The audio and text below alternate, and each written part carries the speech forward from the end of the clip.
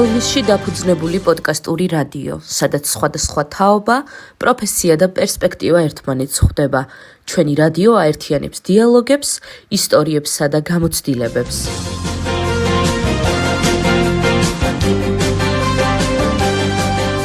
მოგესალმებით საუბრის სივრცის მსმენელს, დღეს თქვენთვის მიკროფონთან იმუშავებს ქრისტინე ქუქჩიშვილი.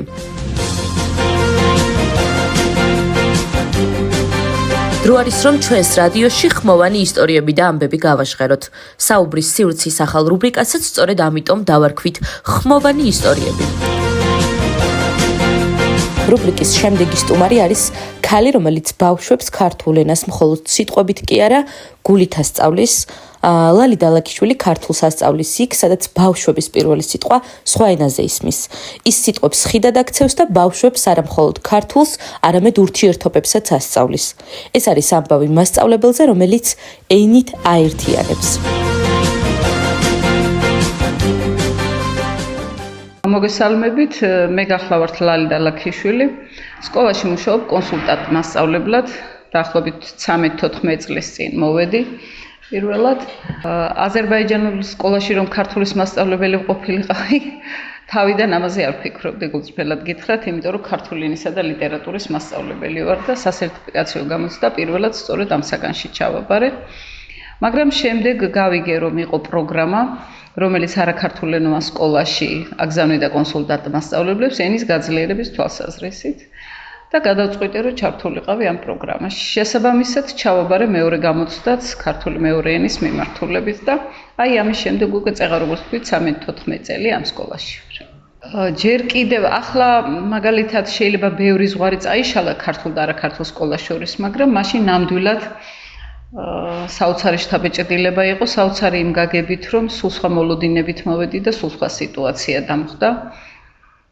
ქართულის მიმართ ინტერესი ნაკლებად იგრძნობოდა გაკვეთილებზე, ბავშვებმაც თითოეულა მიცოდა, როგორ არ იცოდა, ეხლა ვისაც აინტერესებდა, მაგრამ აი კლასში რომ შევედი, საერთოდ ვერავინ ვერ საუბრობდა. რაღაცები რომ დავგეგმე, არ გამოვიდა და ეს იყო პირველი შოკის მაგვარი. მაგრამ რა ვიცი, რამდენიმე ხანში სიტუაცია ნელ-ნელა დაალაგდა. მეც მივხვდი რა უნდა გამეკეთებინა, იმიტომ რომ სხვა მოლოდინებით ვიყავი და ყველაზე დიდი мотиваცია არის ის, რომ ამ ბავშვებს ძალიან მჭირდები. არა იმიტომ, რომ მათი მასწავლებლები არ პირიქით, ძალიან კარგი მასწავლებლები ყავთ, მაგრამ ის სიახლეები ენის სწავლისადმი, მე ვფიქრობ, რომ ეს შემოვიტანე და ძალიან ბევრ მასწავლებელსაც მივეცი мотиваცია და თანაც რომ ვხედავ, რომ მათ უნდათ ჭირდებათ არა მხოლოდ სწავლა, არამედ არაფორმალური განვითარებაც და ვიცი, რომ ეს ამის გაკეთება შემიძლია, ბოლომდე ვიხარჯები. ბავშვებთან მიმართებაში ნაკლებად მიჭირს, მაგრამ საჭიროება, რომ აი ეს კარგად შევისწავლო ყოველ წუთას და ყოველ წუთს წამს დგას. სოფელი დიდია და მე არ მაქვს სამწუხაროდ შესაძლებლობა ყველა ოჯახში მივიდე, რომ უფრო კარგად გავიცნო მათი პირობები, თუმცა ვთვლი, რომ მასწავლებელი კარგად უნდა იცნობდეს ბავშვის ოჯახურ გარემოსაც, რომ ის არსებული წინააღმდეგობები რაც არის, მისთვის უფრო ნათელი იყოს და შესაბამისად, როცა სიტუაცია, ანალიზი სწორად კეთდება, უფრო სწორ გზებს და სტრატეგიებს ახავ ბავშვებთან ურთიერთობისთვის. რაღაცები, რა თქმა უნდა, გამოდის კარგად, რაღაც არ გამოდის, რაღაცას კიდევ ჭირდება დრო.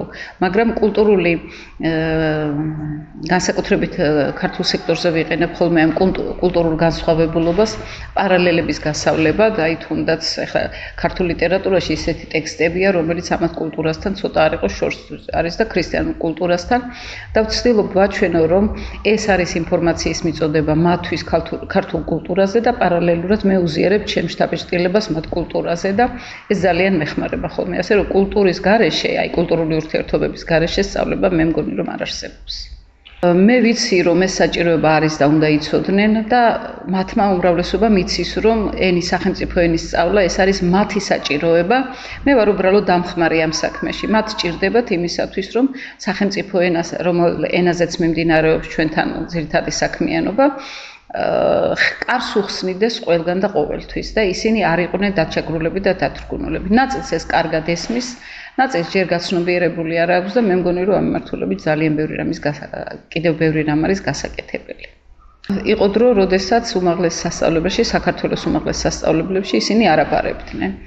დიდი აგიტაცია დამჭირდა იმისათვის, რომ ამის სურვილი გაგვეჩინა და მიხვდნენ, რომ და სხვათა შორის როცა პირველად შევედი გაკვეთილზე, ისინი ამბობდნენ, რომ მათ ჩემი ქართული არ სჭირდებოდათ, მათ სჭირდებოდათ სალაპარაკო ქართული და როცა გახდა სტუდენტი, ერთ-ერთი ჩემი მოსწავლე უბრალოდ არ მოფეხლა სახელს, მან მითხრა, რომ თურმე მე იმ ქართულს ვასწავლედი, რაც მას სჭირდებოდა და ამის მერე უფრო გაიზარდა мотиваცია და ვინც კარგად ისწავლა ენა, მან კარგად მოახერხა საზოგადოებაში რეალიზება.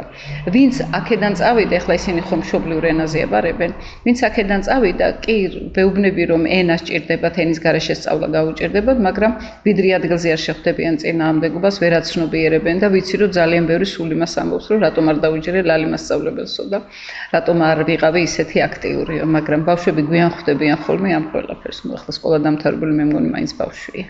სახელმწიფო ბევრ რამეს აკეთებს იმისათვის, რომ ენობრივად ინტეგრირებული იყვნენ. უამრავი კურსი, უამრავი წრე, უამრავი აქტივობა ხორციელდება, მაგრამ მე ვფიქრობ, რომ სახელმწიფოს უმნიშვნელოვანესი ამოცანა იქნება ისიც, რომ ამ ახალგაზრდებმა აი მას შემდეგ თავისი რეალიზების შესაძლებლობებიც დაინახონ, რომ მე ვისწავლე, მაგრამ არაფერში გამომადგა აი ასეთი განცდა არ გაუჩნდეს და არა მხოლოდ სახელმწიფო, მე ვფიქრობ, რომ თავად მათი თემით სერიოზულად უნდა მუშაობდეს, რომ ეს საჭიროება კარგად დაანახოთ. ხშირად ესმით ხოლმე, რომ კულტურას ართმევენ, როცა ენას თავაზობენ. არა. აგერ ჩემთან გამოკრული მაქვს ასეთი სიტყვები, რაც არის, რაც მეტი ენა იციო, ის მეტ სულს ფლობს შენო და ნებისმიერი ახალი ენა და მით უმეტეს ეს თუ იმ სახელმწიფოს ენაა, სადაც მე მოქალაქე ვარ და სადაც ვცხოვრობ, არის მათი განვითარებისთვის მნიშვნელოვანი და აი ამ მიმართულებით ბევრი რამის გაკეთება კიდევ საჭირო რა. არ არის საკმარისი, რასაც ვაკეთებთ.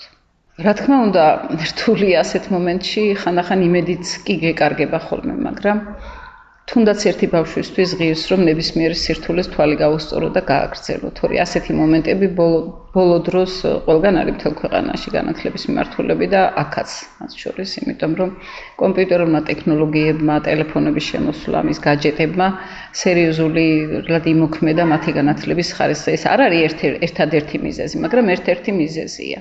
და ყველაფერი უნდა გააკეთო, რომ ის გვერდზე გადაადებინო და გაკვეთილით დააინტერესო რა და ყოველთვის ეს არ გამოდის, იმიტომ რომ წეღან ვამბობდი, რომ ოჯახში, აი, კარგად უნდა იცნობდეს შენ მოსწავლის. და ყოველთვის ვახერხებთ, ყოველთვის ამის საშუალება არ არის, ფსიქოლოგიც უნდა იყო, ხან გამოდის, ხან არ გამოდის, მაგრამ იცით რა არის, მთავარია რომ უნდა სცადო და გულწრფელი უნდა იყო და ეს არის ყველაფრის გასაღები. როცა ბავშვი ხედავს, რომ მასწავლებელს ის გულწრფელად უყვარს, ბრძანებელი კი არ არის, შეიძლება მკაცრიც იყო, მაგრამ ხვდებოდნენ, რომ ეს მისი საჭიროებიდან ბავშვი ნდობით განეწყობა, ეს პირველი ნაბიჯია და ზუსტად ეს უნდა დაანახონ და შემდეგ, რასაც გააკეთებენ, გულწრფელად უნდა გააკეთონ. და წარმატება აუცილებლად მოვა. პროგრამე ვთქვი, რომ პროგრამის წარმომადგენელი ვარ მეთქი ამ პროექტით ფაქტობრივად ამ სკოლაში და აი ჩვენ მუდმივად ვაკვირდებოდით საჭიროებებს მოსწავლეების და აი ამ საჭიროებების დანახვა გააჩინა იდეა, რომ შექმნილიყო პროგრამის შიგნით ჯგუფი, რომელიც შექმნიდა რესურსებს მასწავლებლებისათვის და ასე შეიქმნა 10 კაციანი ჯგუფი, მერე 2 ადამიანი კიდევ დაემატა, რომლებმაც ჯერ შეისწავლეს მასწავლებლების საჭიროებები, აი ჩვენი პროგრამის მასწავლებლებს ვესაუბრეთ ძირითადად და აი ამ გამოკითხვის შედეგად გადაწყვიტა, რომ შეგვექმნა ეს კონკრეტული რესურსები. პირველი რესურსი ეს იყო ერთგვარი ენის შესასწავლის სახელმძღვანელო, აგერ მიდევს მაგიდაზე თუ დაგაინტერესებთ, მე ნახავთ სახელმძღვანელო, რომელშიც ჩადებული არის დიდი მასალა და მარტო არაქართველი მოსწავლე არა. კი, აქცენტები არის გაკეთებული, მაგრამ ქართულ მოსწავლეს თავისუფლად შეუძლია. თანაც ისე, რომ მაგალითად მასწავლებელი თუ გადაწყვეტს, რომ გამოიყენოს, შეუძლია დააქსეროქსოს. გათვალისწინებულია ისიც, რომ გვერდი არ იყოფოდეს შუაზე და ერთ ფურცელზე იყოს სავარჯიშო და უამრავი სავარჯიშოა შეთავაზებული. მეტყველების ნაწილებთან მიმართებით, ასევე წინადადებების აგებულობაზე მრავალფეროვანია. ხო, ეს იყო ჩვენი პირველი ნაშრომი, აი იმ პერიოდში, როცა კორონობა იყო და ონლაინ ვხვდებოდით, ღამეები გვითენებია ამ წიგნის კეთებაში და განაწილებული ქონდა სამუშაო. ჩვენ ვიყავით კორექტორებიც, ჩვენ ვიყავით ამ დავალებების მომფიქრებლებით, სურათები ჩვენ უნდა შეგვერჩია, მე კი სპეციალურად დაიხატა, მაგრამ ჩვენი იდეა რო კარგად გამოჩენილიყო, სურათებსაც ჩვენ ვარჩევდით. რაღაც მომენტში დავხატეთ კიდევაც, რაღაც მომენტში ლექსებით შევქმნით სპეციალურად. და რა ვიცი, ასე დაიბადა ეს პირველი წიგნი. და ვფიქრობდით, რომ ეს უნდა ყოფილიყო უბრალოდ PDF ვერსია მასწავლებლის სახლის გვერდზე, რომლის გამოყენება შეიძლებოდა. იქ დევს ეს PDF ვერსია, მაგრამ შემდეგ ერთ-ერთმა ჩემმა ახლობელმა წიგნის შესახებ რო შეიტყო, გამოთქვა სურვილი და დააფინანსა, დაიბეჭდა უმაღლესი ხარისხით და არაქართულენოვან სკოლებს, სადაც ჩვენი პროგრამის მასწავლებლები იყვნენ, საჩუქრად გაეცათ რაოდენობის მიხედვით 2, 3 ან 1 გააჩნია, ხო? იმიტომ რომ ახლა მართლა არც იმ ადამიანის ჯიბე იყო უზარმაზარი, საკმაოდ ძვირი დაჯდა ისედაც. ეს იყო პირველი წიგნი. ახლა ჯერჯერობით წიგნის სახე არ მიუღია, მაგრამ გამზადებული არის ენის დონეების შემსწავლელი სახელმძღვანელო. გვაქვს ასეთი ონლაინ რესურსები, ძირითადად უცხოელებისათვის, უცხო ენის შესწავლა და ქართული მეორე ენის შესწავლა რაღაც საკითხებით განსხვავებულია მიდგომებით და ამიტომ შეიქმნა ეს სახელმძღვანელო. ეს არის სამდონიანი, წინა სააბანო პერიოდის მეოთხედ შეიძლება მივიჩნიოთ. თითოეულ დონეზე 12 თემა დამუშავდა წიგნი, რვეული და იქაც ყველაფერი ჩვენ გავაკეთეთ. შემდეგ გაიარა ადაპტაცია ენის ჯგუფებთან და იმის მერე კიდევ გადამუშავდა, ახლა კორექტურის პროცესი გადის ეს და ჯერ არ დაბეჭდილა და სავარაუდოდ ამას დრო ჭირდება. მასწავლებლის სახლი იყო მასწავლებლის სახლის წინაშე ვართ ანგარიშვალდებული და იყო ასევე ტექსტების დამუშავება. ახლა მასწავლებლებს ხშირად სკოლის სახელმძღვანელოში ან ტექსტი რთული ან რაღაც საინტერესია, ამიტომ ეს იდეა გაჩნდა ასე, რომ აგვეღო სხვადასხვა შინაარსის საინფორმაციო ტექსტები, რომლებიც ასევე წიგნად მომზადდებოდა. თავიდან უფრო მეტი იყო განსაზღვრული, მაგრამ იმდენად შრომატებად ისამუშაო, ახლა თან სკოლაში მუშაობ უამრავი საქმე გაქვს, 26 ტექსტი მომზადდა. მაგალითად დინოზავრებზე, ოღონდ ეს მარტო ტექსტები კი არ არის თავისი სავარჯიშოებით, ლექსიკური ერთეულებით დასურათებული. ძალიან დიდი შრომა ჩავდეთ ამაშიც, ხო, აი ესეც არის გამზადებული, რა ვიცი, მე მასწავლებლის წიგნი გავაკეთეთ იმ დონეების სახელმძღვანელოსთვის და ჯერჯერობით ხო, გარდა ამისა წერდით ტრენინგ პროგრამებს, ჩავატარეთ უამრავი ტრენინგი არაქართული ენოვანი სკოლის მასწავლებლებისთვის და ქმნიდით მასალებს. ყველა მიმართულებით ახლა საერთოდ ენის შესწავლის პროცესში 4 მთავარი უნარია: მოსმენა, წერა, ლაპარაკი და კითხვა.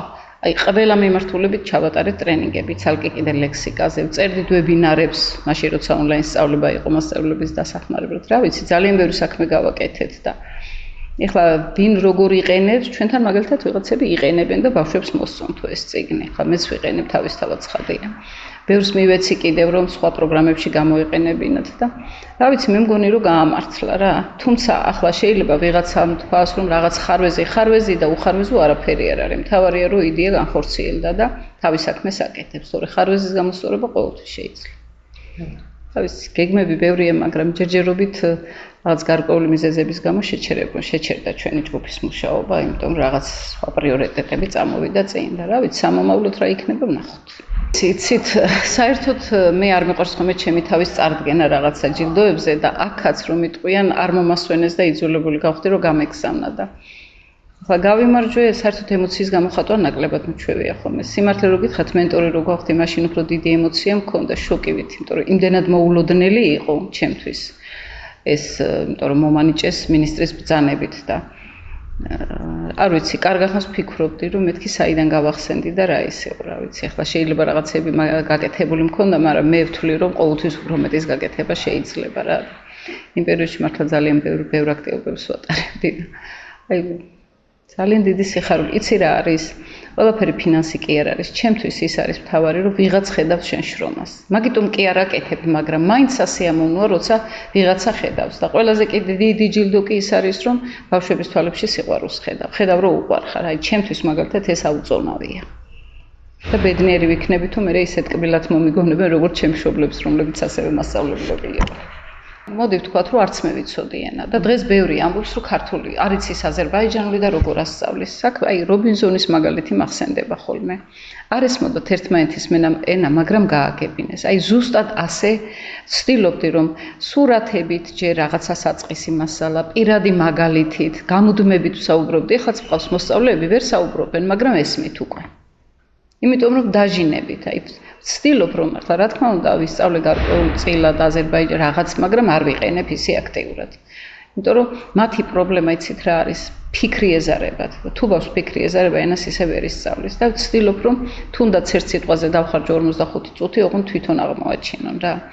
და ალბათ აი ასეთი მიდგომით კიდევ ვამბობ რა ის იმ კლასში სადაც შევიდე განსაკუთრებით რთული იყო მე-9 კლასით თორე მაშინ მე-12-ში რაღაცა ესმოდა ზოგიერთებს ხო იმ კლასში აი განსაკუთრებულ მიღწევად ვთვლი წლის დასაწყისში თუ არავინ არ იცოდა ჩვენ მონიტორინგის უყავს წლის ბოლოს დისკუსია გავმართეთ გაკვეთილზე ხო და ეს ფიქრობ რომ უკვე პირველი გამარჯვება იყო ეხლა ვიღაცები მე დაიშალნენ ეხლა ბოლომდე ყველა არ მიდის მაგრამ ვინც მომყვა კარგად აითვის ძალიან კარგადაც შეიძლება ვთქვა დაბრკოლებები ბევრია აი ყოფილა შემთხვევა რომ უკვე წამოიზარდა და აღარ უნდა იაროს სკოლაში შარშან მაგალითად რეგიონული განვითარების ფონდის დაფინანსებით პროექტი მოვიგეთ და თეატრის დავდგით სკოლაში დავდგი მაგრამ ფესტივალზე ვერ წავედი არ გამოუშვეს ჩემთვის ეს იყო ძალიან დიდი შოკი იმიტომ რომ გამზადებულები ვიყავით ყველაფერი წინასწარ ვიცოდით მხოლოდ ერთი ბავშვის პრობლემის შესახებ და გვეგონა რომ დავითანხმებ და ბოლოს აღმოჩნდა რომ რამდენიმე არ გამოუშვეს ასეთი რამები ხდება ხოლმე რა ან მომზადებული გვაქვს და იმ დღით მშობელმა სადღაც წაიყვანა სულ არ აინტერესებდა შენი ღონისძიება ასეთი სიურპრიზები მრავლად გვაქვს ან რაღაცას ეხლაც მაგალითად რეპეტიციებს კიდევ ახალ სპექტაკლს ვამზადებთ, იმიტომ რომ ვფიქრობ, რომ თეატრისა და როლების დასწავლა მათ ეხმარება კიდევაც. თანაც როცა ემოციურადაც ახერხებენ ამ როლში შესვლას, ძალიან მნიშვნელოვანია და ვერ ვახერხებ, რომ ყველა ერთად შევკრივო. ზოგს სამარშრუტო ტაქსი ელოდება და ვერ მიდის. ზოგს რა პრობლემა, ზოგი იმ დღით არ მოვიდა, გერმანიაში წაიყვანეს, ასეთი რაღაცეები და ჩვენ მშობლებთან კონტაქტებს ვერ ვამყარებთ. იმიტომ რომ დაამყარო, ენა არ იცის ერთი, მეორე სხვა ხედვები აქვს, ესეც პრობლემაა ჩვენთვის.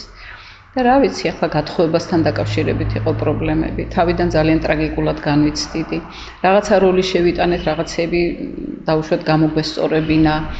არ ვლაპარაკობ ხოლმე ამ თემაზე, იმიტომ რომ ის მათთვის ძალიან ისეთი ის არის, მაგრამ ფიქრობ, რომ აი ვერაფერი გავაკეთე, როდესაც ინსტიტუტში მოწყობილმა აღარ ისწავლა, იმიტომ რომ მშობელმა ფული არ გადაუხა და ვიღაცამ შეწყვიტა. არა და ისეთი კარგი ბავშვები მყავდა, დღემდე გული მწყდება, რომ ასეთი გონიერი ბავშვები ინსტიტუტის გარეშე დარჩნენ, იმიტომ რომ ოჯახმა ხელი არ შეგანა, იმიტომ რომ არ უყვართ, არ ესმით რაღაცეები. აი პრიორიტეტების ვერ ალაგებენ რა.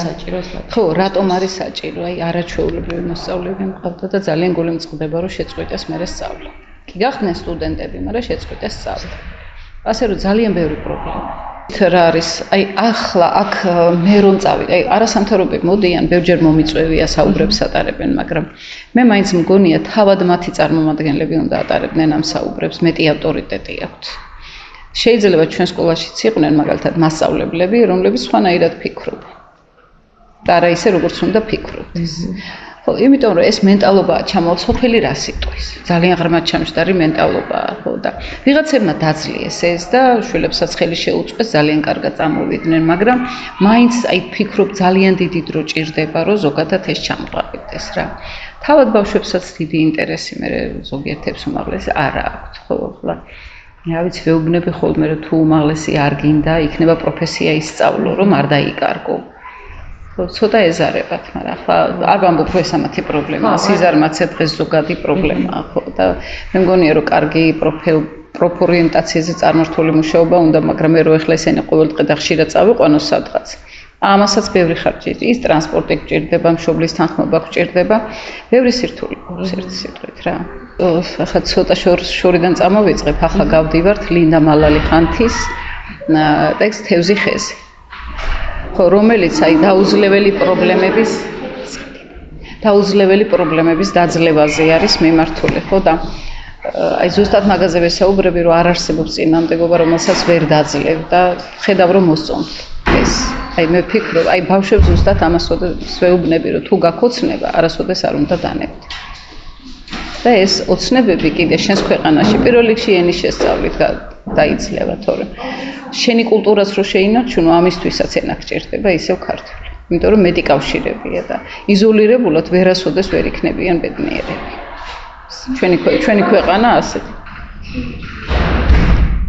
ასეა ჩვენი ცხოვრება მოწყობილი რა და კიდევ ერთ დავამატებდი, რომ ოცნებები ზარმაც ადამიანებს არ უხდებათ. გონიერ ბეჯით და მიზანდასახულ ადამიანებს უსრულდებენ თავისუფლად. ლაიმასწავლებელმა მართლა ძალიან კაი გაკვეთილები ასწავლის და 2 წელია ან 3 ჩვენ ლალი მასწავლებელთან ერთად ვარ.